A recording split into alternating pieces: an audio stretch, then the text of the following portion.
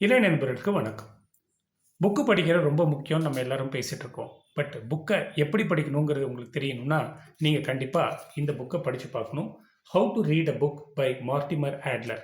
1940ல வெளிவந்த இந்த புக்கு வந்து ஒரு மிக மிக முக்கியமான புக்குன்னு நான் சொல்லுவேன். ஏன்னா, இந்த புக்ல வந்து நம்ம படிக்கிற புக்கெல்லாம் எப்படி படிக்கணும்? ஒரு விஷயத்த வந்து எப்படி நம்ம கிரகிக்கணும்? அப்படிங்கிறத வந்து இதில கிளியரா சொல்லியிருக்காரு. ஸோ இத பார்த்தோம்னா வந்து அவரு ஆட்லர் என்ன சொல்லியிருக்காருன்னா, படிக்கிறதுல வந்து ரீடிங்ல வந்து 4 ஸ்டேஜ் 4 லெவல் ஆஃப் ரீடிங் இருக்கு அப்படிங்கிறாரு. ஸோ என்ன 4 லெவல் அப்படின்னு கேட்டோம்னா, ஃபர்ஸ்ட்டு லெவல் வந்து எலிமென்டரி லெவல் ஆஃப் ரீடிங். அப்படின்னா என்னன்னா, நம்ம நார்மலா காலையில எந்திருந்த உடனே நியூஸ் பேப்பர் படிக்கிற மாரி தான். பேப்பர் எடுக்கிறோம், சும்மா அப்படி கடகடன்னு பார்த்துட்டு அப்படியே போயிடுறோம் இல்லையா? That is elementary of level of reading. இது நம்ம எல்லாருமே வந்து யூசுவலா பண்ணுவோம். So that is very basic level of reading. இதனால வந்து பெனிஃபிட் இருக்காங்கிறது வந்து நெறையா இருக்காது. But that is the what you say அது வந்து ஒரு பேசிக் லெவல் அப்படின்னு சொல்லலாம். இதுக்கு நெக்ஸ்ட் ஸ்டேஜ் போனோம்னா, inspection level of reading. Inspectional reading அப்படின்னா என்ன? அப்படின்னா, புக்க எடுத்தோம்னா நம்ம வந்து இந்த குயிக் ரீடிங் அப்படின்லாம் நீங்க கேள்விப்பட்டிருப்பீங்க. அது என்னன்னா, இன்ஸ்பெக்ஷனல் ரீடிங்னா புக் எடுத்த உடனே சில சாப்டர்ஸ்லாம் மட்டும் படிச்சு பார்த்துட்டு, ஓகே இது என்ன? இது சுவாரஸ்யமா இருக்குமா? இல்லையா? அப்படிங்கிறத தெரிஞ்சுக்கலாம். அது மாரி குயிக்கா படிக்கிறது. 4, 5 பக்கம் படிச்சு பார்க்கறது. எந்த ஒரு ஆர்டர்லயும் இல்லாம சும்மா ஒரு 4, 5 பக்கம் படிச்சு பார்க்கறது. அது இண்டெக்ஸ படிச்சு பார்க்கறது. ப்ரிஃபேஸ் இதெல்லாம் படிச்சு பார்த்தாலே ஓரளவுக்கு இந்த புக் வந்து நமக்கு யூஸ்ஃபுல்லா இருக்குமா? இல்லையா? அப்படிங்கிறது தெரிஞ்சு போயிடும். ஸோ அது நமக்கு யூஸ்ஃபுல்லா இருந்தா கன்டின்யூ பண்ணலாம். யூஸ்ஃபுல் இல்லன்னா தூக்கி போடலாம். ஸோ தட் இஸ் இன்ஸ்பெக்ஷனல் ரீடிங் அப்படின்னு சொல்றது. இது இம்பார்ட்டன்ட். 3வது லெவல் வந்து பார்த்தோம்னா, கொஞ்சம் டீப்பா போறோம். That is called analytical level of reading. Analytical reading அப்படிங்கிறது என்னன்னா, அ எந்த புக்குக்குமே ஒரு ஒரு மைய கரு இருக்கும். ஸோ, இப்போ சினிமான்னு எடுத்தோம்னா வந்து, சினிமால வந்து நெறைய பூச்சு வேலை இருந்தாலும், ஸ்க்ரீன் பிளே எல்லாம் பண்ணாலுமே, அதுக்குன்னு ஒரு ஒரு ஒரு ஒரு மெயின் பாயிண்ட் இருக்குல்ல, ஒரு தீம் இருக்கும். அந்த மாரி புக்குக்கும் எல்லா புக்குக்குமே ஒரு ஒரு மெயின் தீம் இருக்கும். ஸோ, இந்த ஒரு புக்க எடுத்தோன்னா வந்து, இந்த புக்குடைய மைய கரு என்ன? இந்த ஆசிரியர் எந்த கருத்த கொண்டு வந்து வைக்கிறாரு? அப்படிங்கிறத புரிஞ்சுக்கணும். அந்த கருத்த வந்து எந்த ஒரு ஒரு பயாஸும் இல்லாம, அத வந்து அவர் என்ன சொல்ல வராருங்கிறத முழுசா படிச்சு தெரிஞ்சுக்கிட்டு, அது வந்து அந்த தத்துவம் வந்து நம்ம தத்துவத்துக்கு வந்து ஒத்து வருதா? அது ஒரு டிபேட் மாரி தான்னு வச்சுக்கோங்களேன். அந்த எழுத்தாளரோட அ கருத்த வந்து முழுசா புரிஞ்சுக்கிட்டு, ஓ! இவர் இந்த இந்த ஒரு விஷயத்த வந்து இப்படி அவர் அணுகுறது வந்து கரெக்ட்டா? தப்பா? அப்படிங்கிறத புரிஞ்சுக்கிறது. ஸோ, நம்ம வந்து அதில முழுசா நம்ம வந்து டீப்பா போறோம். That is analytical level of reading.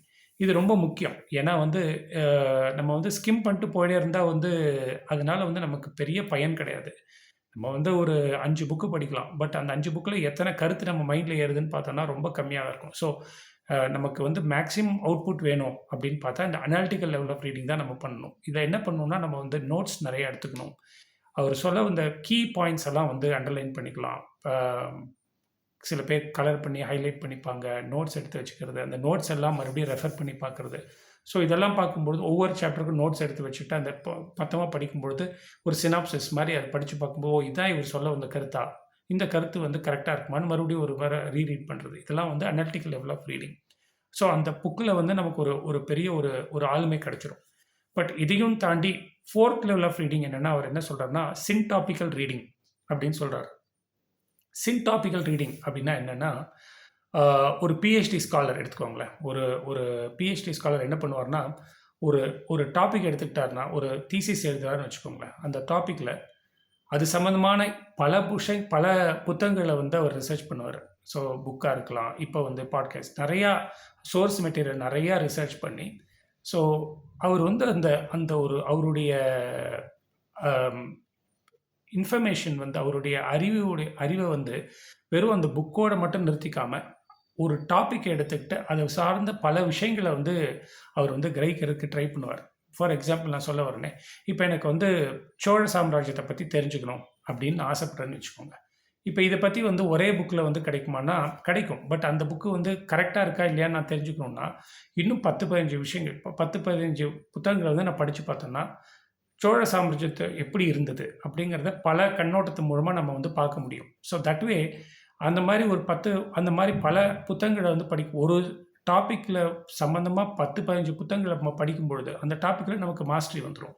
அதுதான் வந்து சின்டாபிக்கல் ரீடிங். இந்த சின்டாபிக்கல் ரீடிங் வந்து ரொம்ப, ரொம்ப, ரொம்ப முக்கியம். ஏன்னா வந்து அ வெறுமனே ஒரு புக் படிச்சு, அந்த புக்க நம்ம படிச்சுட்டோம் அப்படின்னு நம்ம வந்து சொல்றத விட, ஒரு டாபிக் சம்பந்தமா பல விஷயங்கள, பல புத்தகங்கள படிக்கும்பொழுது, நம்ம வந்து ஒரு பெரிய மாஸ்டர் ஆயிடுறோம். So that is call syntopical reading. இந்த சின்டாபிக்கல் ரீடிங் ரொம்ப ரொம்ப கஷ்டம். இது வந்து எல்லாராலும் பண்ண முடியுமானா எல்லாராலையும் பண்ண முடியும். பட் நம்ம பண்ணுறோமா அப்படின்னா நம்ம நிறைய பேர் பண்ணுறதில்ல. பட் இது பண்ணால் இது வந்து ஃபினாமினல் ரிசல்ட் கொடுக்கும் அப்படின்னு மார்ட்டிமர் ஆடில் சொல்லியிருக்காரு. நீங்களும் ட்ரை பண்ணி பாருங்கள். இந்த புத்தகத்தை நீங்கள் படிச்சிருந்தா உங்கள் கருத்தை என்னோட ஷேர் பண்ணுங்கள்.